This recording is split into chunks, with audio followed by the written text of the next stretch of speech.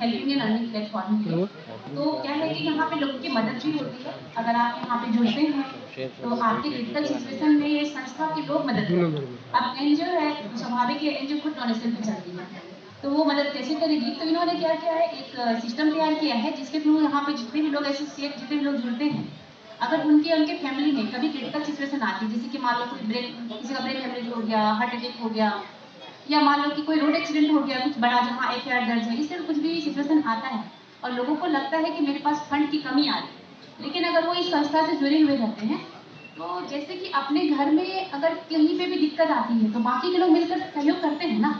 तो समझो कि ये एक तरह का हमें परिवार मिल रहा है, ये संस्था एक तरह का परिवार दे रहा है कि जब भी ऐसा दिक्कत आता है तो वो मेंबर अगर अपना रिक्वेस्ट लगाते हैं तो वो रिक्वेस्ट जो होता है यहाँ पे ज्वाइन हर एक मेंबर के आईडी पे शो करता है। फिर मेंबर्स की क्या जिम्मेदारी होती है, एक छोटा सा डोनेशन मिनिमम 10 रुपये, ठीक है, मिनिमम 10 रुपये। अगर आपका सामर्थ्य तो आप बढ़ा के भी दे सकते हैं। तो एक 10-10 रुपये का सहयोग जो होता है एक जरूरतमंद का बहुत बड़ा जरूरत पूरा कर सकता है। और ये जो सहयोग होते हैं वो कई हाथों से होकर आते हैं, तो इसको वापस भी नहीं करना।